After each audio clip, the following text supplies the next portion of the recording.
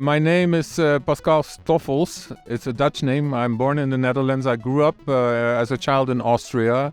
Then I arrived in Berlin briefly after the wall came down. And I spent 20 years in Berlin in this environment where we could follow our passion. There was not much pressure.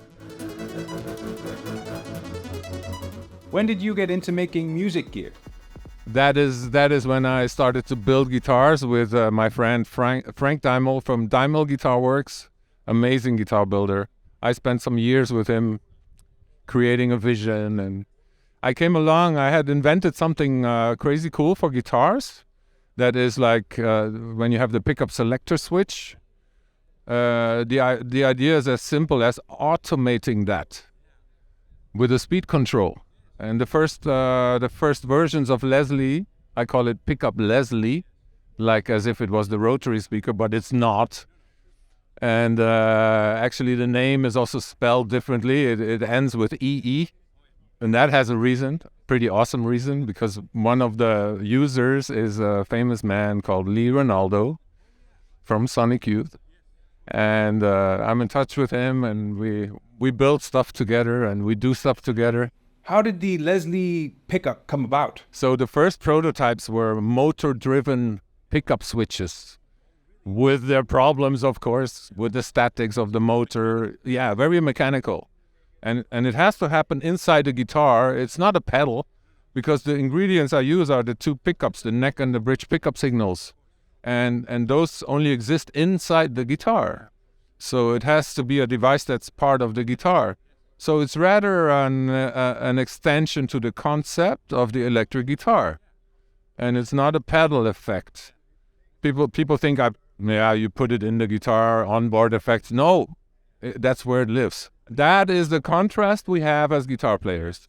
You play a riff on the bridge, and you play some chords on the neck. So that we play with that contrast. Even creative guitar players, they have a sustaining note, and they wiggle on the switch, which is the same thing. And so Pickup LesLee is now also available as a unit, as an aftermarket thing that you can put in your popular guitar models. I offer them for Telecasters and Stratocasters and Jazzmaster Jaguar, and also for some Gibson SGs and Les Pauls. And how do you see your gear in the world of music instruments? that is something new in the world of guitars. And it can do, you can play in one amp, but you can also use a split cable in the same jack and put it to two amps, and then each pickup has its amp and oscillates. And then the whole room, the air starts to dance. And that's pretty impressive. And then you can, of course, for live, I'd say mono is plenty. But for your album production, you can pan it and put it in your image, and it's amazing. Pretty big sound. What is your favorite part of the instrument that you've built? The speed knob.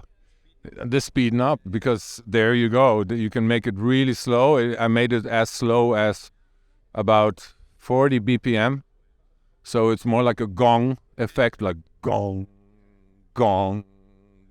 And then it goes all the way up to about 12 hertz, which covers the classic tremolo, vibrato, this type of effect, yeah. It actually it's a little bit amazing how it's a new thing, but it sounds as if it could have been around since the 50s or 60s. What music has inspired you to make music gear?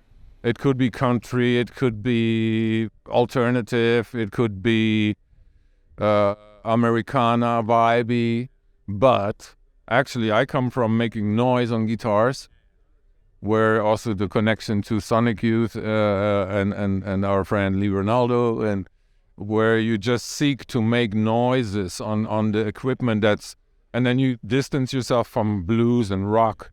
You just make some art by creating noises and with the gear that's used for these styles, but you go away from there. And then the idea came to my awareness somehow by just playing around with the knobs. So the pickup selector switch, oh wow, let's automate that. And it's as simple as that, you know. And sometimes the more simple an idea, the better. What's the most surprising thing that you've discovered about the LesLee Pickups? To put it into 2 amps, that makes you dance around. Yeah, it's just crazy. It's similar to the rotary speaker that also goes in motion and it's physical, but when 2 amps are oscillating, and it's a physical thing in the room. What is the best creative or production advice that you've ever heard? Inviting the ears to come to the sound instead of pushing the sound so hard on your eardrums. So making it sound so the ears are still invited to go towards the sound. I'm a mastering engineer. That has to do with mildness in the frequencies. And then you crank it and it doesn't hurt.